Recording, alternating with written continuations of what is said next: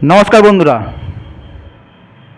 आशा करी आपनारा सकलेई भालो आछेन सुस्थ आछेन। सकलके आमादेर चैनेले स्वागत जानाई। थाम्बनेल देखे तो बुझे गेछेन कि निये आलोचना करते चलेछि। तो भिडियोते जाओयार आगे এই ভিডিওটা দেখুন। দেখুন দেখুন আপনারা কিভাবে বিজেপি দালাল এসে মারছে। দেখুন কিভাবে বিজেপি দালাল এসে মারছে। দেখুন বিজেপি দালালরা কিভাবে এসে হঠাৎ করে আমরা প্রোগ্রাম থেকে ফিরছিলাম, হঠাৎ করে এসে তারা মারছে। কি বেশ করেছে। দেখুন ক্ষমতা ফোন করে পুলিশকে, এই কি রে বাবা, এই এই ছাড় ওকে, এই কি, এই এই এই এই কি, এই কি, এটা কি নোংরামি হচ্ছে। আশা করি বন্ধুরা ভিডিওটা দেখলেন। তৃণমূলে এরকম এই ভিডিওটা গতকালকের ভিডিও, যখন হাওড়া জেলায় এসআইআর নিয়ে ডিওয়াইএফআই রাস্তায় একটি পথসভা করেছিল এবং সেই পথসভা থেকে ফিরছিলেন তারা। সেই সময় সেই যুবশক্তি পত্রিকার সম্পাদক তথা হাওড়া জেলায় ডিওয়াইএফআই এর সম্পাদক সরোজ দাসকে সহ আরও অন্যান্য ডিওয়াইএফআই নেতৃত্বদের উপর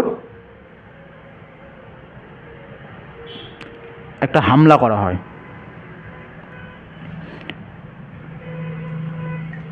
ডিওয়াইএফআই করেছিল কি, যেন এসআইআরে কোনো ন্যায্য ব্যক্তিদের নাম না বাদ যায়, সেই জন্য পথসভা করেছিল। তাদের কর্মসূচি ছিল ডিএম অফিসে যাওয়ার 11ই মার্চ। কিন্তু দেখা গেল পথসভা থেকে ফেরার পথে কিছু লোকজন এই সুরজ দাস সহ অন্যান্য নেতৃত্বের উপর হামলা করে।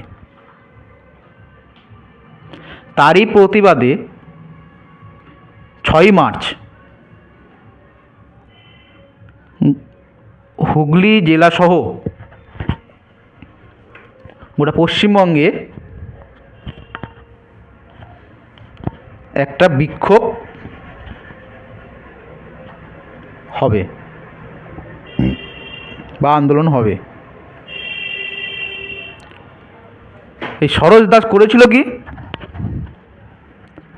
আপনাকে তো বললাম ন্যায্য ব্যক্তিদের নাম যেন না বাদ যায়, সেই জন্য একটা পথসভা করেছিল। এটাই কি তেনার দোষ? একটা মানুষ একটা রাজনীতির দলকে সাপোর্ট করবে, এটাই তো বাস্তব। যে যে যার মতো করে রাজনীতির দল করতেই পারে, তাই বলে কি একজনের উপর হামলা করা এটা কি সঠিক? আপনাদের কি মনে হয়? এটা প্রতিবাদ হবে না? অবশ্যই হবে। এর ফল ভোটে পড়বেই, ইভিএমে। জনগণ বুঝে গেছে একমাত্র বামপন্থীরাই ভরসা। আপনাদের কি মনে হয় কমেন্ট করে অবশ্যই জানাবেন।